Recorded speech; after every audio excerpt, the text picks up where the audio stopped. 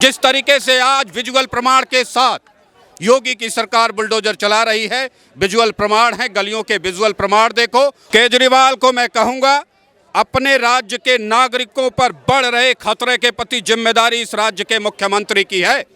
प्रमाण के साथ मैं कह रहा हूं, जब जाफराबाद में दंगे हुए, ये केजरीवाल और इसकी पूरी कैबिनेट अपनी दुम अपने पिछवाड़े में डाल करके अपने कमरे में बैठ गई थी। अमानतुल्लाह खान उसके दरवाजे पर खड़ा होकर के दरवाजा पीट रहा था, ये अपने घर से निकलने की हिम्मत नहीं कर पा रहा था। ऐसा केजरीवाल और ऐसी कैबिनेट इसकी, जो अपनी पार्लियामेंट और अपनी असेंबली के 7-8 किलोमीटर में हो रहे दंगों पर मर रहे कट रहे अपने नागरिकों को बचाने Z+ सिक्योरिटी के साथ नहीं जा सकता, उसे बोलने का, हस्तक्षेप करने का कोई अधिकार नहीं है। भाई साहब, केजरीवाल अगर जीते हैं तो उन्हीं रोहिंग्या से जीते हैं, इसलिए उनके पेट में दर्द उभरता है। तो अगर उसको रोहिंग्या को यहाँ से हटाया जाए, वो चिल्लाते क्यों हैं? चिल्लाते इसीलिए हैं कि रोहिंग्या रहेंगे या जो मुस्लिम वोट है हमारा, ये जीतने का कारण यही है। दूसरी चीज़, सबसे बड़ा दिल्ली का बेड़ा अगर गर्क कर रखा है केजरीवाल ने। सर, शाहीन बाग में बुलडोजर चलना कितना सही है, कितना गलत? देखिए, शाहीन बाग में बुलडोज़र चलना कितना सही है, कितना गलत है। बुलडोज़र तो बहुत जगह चलाने की ज़रूरत है, हिम्मत होनी चाहिए और लेवल ऑफ थॉट इस देश का देखे, इस राज्य का देखे। देश की राजधानी दिल्ली है और इस दिल्ली राजधानी में 18 लाख सरकारी स्कूलों में पढ़ने वाले बच्चों के सामने शहर का कचरा घर बना हुआ है। और ये कचरा घर बनाने वाली एजेंसी भी MCD है, DDA है, दिल्ली सरकार है, दिल्ली के विधायक, सांसद, पार्षद हैं।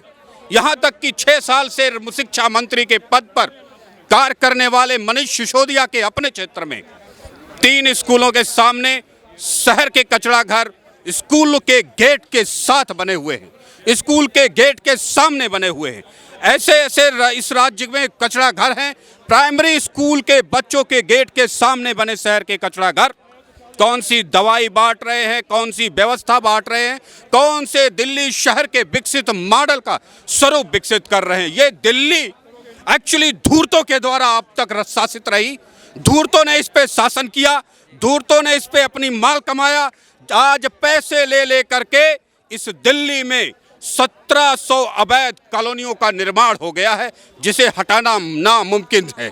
परंतु जहां तक अवैध निर्माण के हटाने की बात है, मैं स्पष्ट करूंगा, मैक्सिमम वैध मिनिमम अवैध पॉलिसी पर वो तमाम अतिक्रमण, चाहे शाहीन बाग में हो, चाहे जहांगीरपुरी में हो, जाफराबाद में हो, ओखला में हो, उनको हटाना पड़ेगा। जो आज व्यवस्थाएं पब्लिक को प्रॉब्लम कर रही, गलियों में आने जाने की प्रॉब्लम है, गाड़ियों के आने जाने की प्रॉब्लम है। आप कह रहे हैं कि ये होना चाहिए, लेकिन जब बुलडोजर चलता है तो विपक्ष के लोग तो सुप्रीम कोर्ट का दरवाजा खटखटाने लिए पहुंच जाते हैं, तब तक 5-7 मिनट में स्टे ऑर्डर ले आते हैं। ऐसी सुप्रीम कोर्ट जो अव्यवस्थाओं को रोक करके राज्य में एक और अवैध साम्राज्य स्थापित करने में मदद कर रही है, उसे मैं कहूंगा ऐसे मामलों पर तत्काल यथास्थान की निरीक्षण करते हुए फैसले देना चाहिए।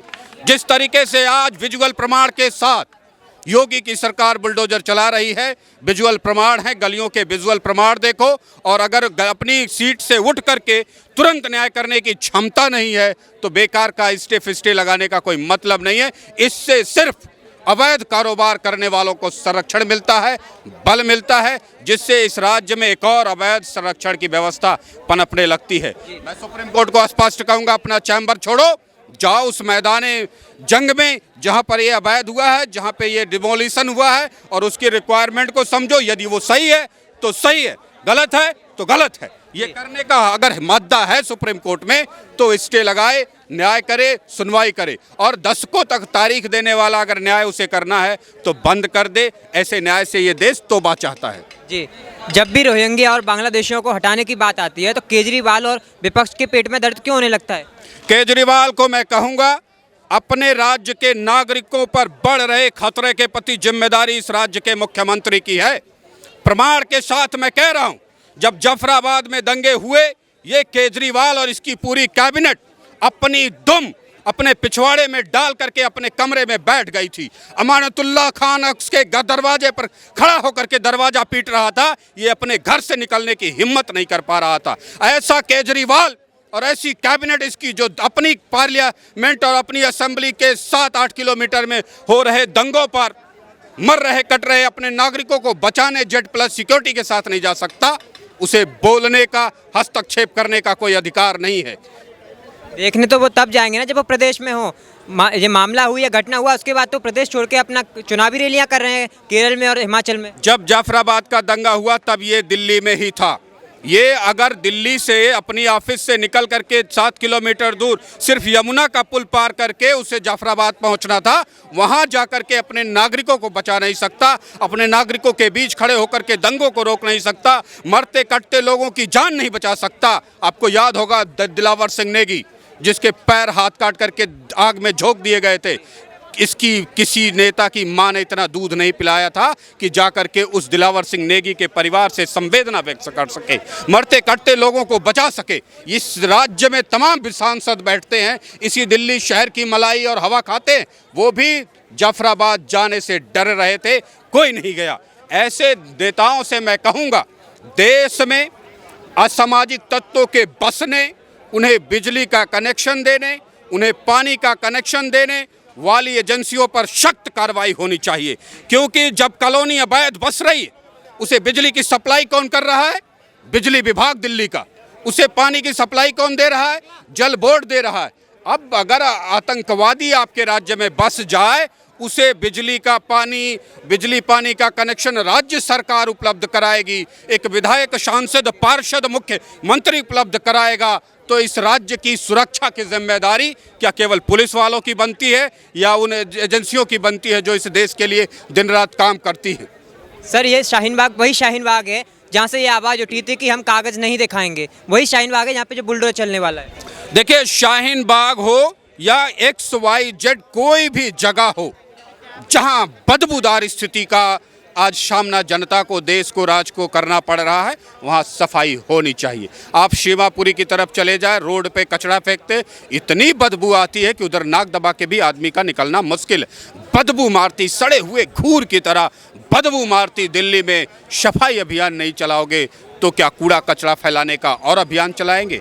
ये दिल्ली ऑलरेडी इतनी पॉल्यूटेड हो चुकी है, इतनी बदबूदार हो चुकी है कि यहाँ सफाई के लगातार अभियान चलते रहने चाहिए। दूसरी लास्ट बात मैं कहूँगा, किसी का भी घर आसियाना तोड़ने से ज़्यादा आज की स्थिति में जब आपने रिश्वत ले करके इसी दिल्ली शहर के विधायकों ने, सांसदों ने, पार्षदों ने, मंत्रियों ने रिश्वत ले करके 1700 कॉलोनियों का अंबार खड़ा कर दिया है, उन 1700 कॉलोनियों को तुम्हारा बाप भी नहीं तोड़ सकता। इसलिए मिनिमम अवैध कंस्ट्रक्शन जो तोड़ सकते हैं, जिसकी ज़रूरत है समाज को तोड़ करके क्लीन करने की, उसे तोड़ा जाए। मैक्सिमम जो लोगों का घर पर है, आशियाना है, उसे रखा जाए। यही पॉलिसी अपनाने की आज ज़रूरत है। बांग्लादेशियों और रोहिंग्याओं की जब बात आती है तो केजरीवाल के पेट में बहुत दर्द होता है, क्यों?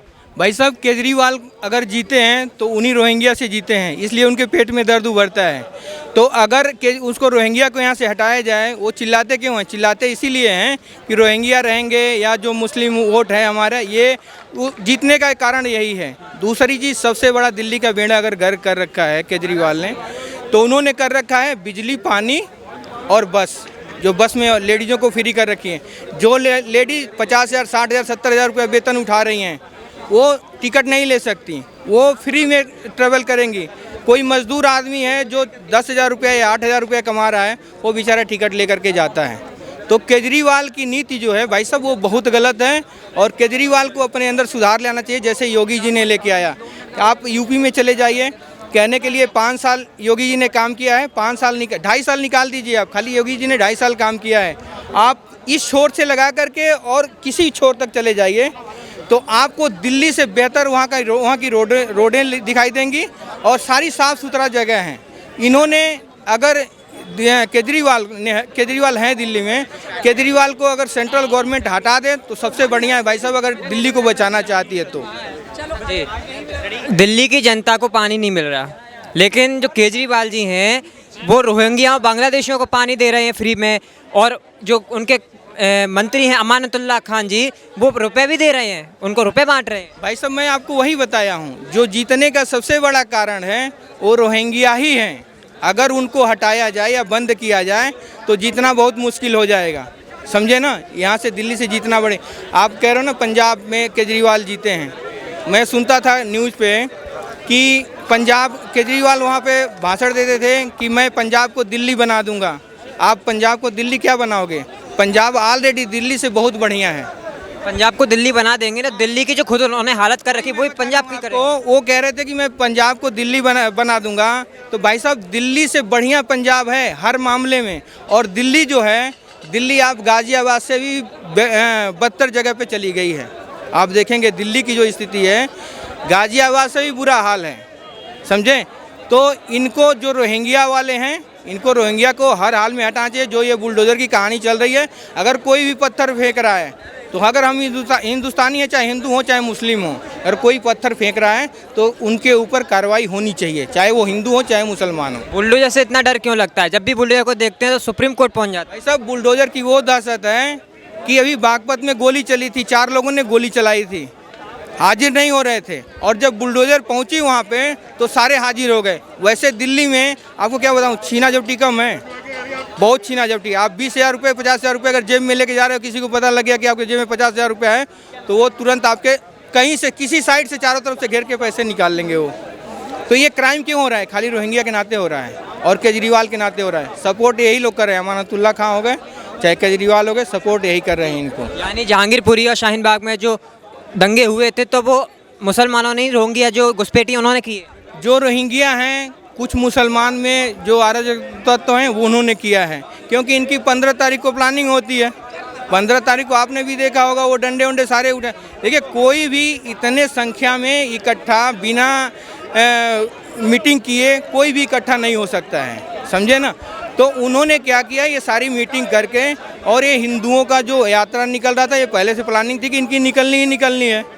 तो इस वजह से इन्होंने हंगामा किया है वहाँ पे कि जो हिंदू मुस्लिम हो, यहाँ पे लड़ाई हो, तनाव पैदा हो, यही है और कुछ नहीं। एक बहुत बड़ी बात सामने आ रही है, महबूबा मुफ्ती और असुबुद्दीन ओवैसी का कहना ये है कि जो बीजेपी है वो 500-500 600 रुपये दे के जो मुसलमान हैं उन पर पथराव करवाती है। भाई साहब वो देते होंगे इसलिए उनको अनुभव है, मेरे ख्याल से बीजेपी तो देती नहीं है। और बीजेपी की हाल तो वो है, अगर जम्मू कश्मीर की आप बात कर रहे हैं, तो जैसे चूहे होते हैं ना, बिल के अंदर चूहे होते हैं, तो एक चूहा निकलता है दूसरा मारा जाता है। तो गवर्नमेंट वहाँ चुनाव क्यों नहीं करे? अभी मैंने किसी न्यूज़ पे वही देख रहा था, एक जम्मू कश्मीर का बंदा था, वो बोल रहा था कि बीजेपी जम्मू कश्मीर में जीत के दिखाए। ठीक है, नहीं जीत के जाए, वो चैलेंज दे रहा था।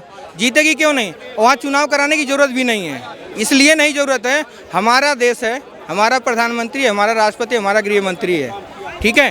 तो उसको चुनाव कराने की ज़रूरत इसलिए नहीं है कि पहले जो भी गंदे गंदे चूहे हैं, जो भी आतंकवादी हैं, पहले उनको मार मार के साइड कर रही है। कहीं कोई न्यूज़ भी नहीं आ रहा है, वो अंदर अंदर काम चल रहा है अपना, मार मार के साइड कर रहे हैं। उसके बाद ये कुछ भी करते हैं, कोई फ़र्क नहीं पड़ता।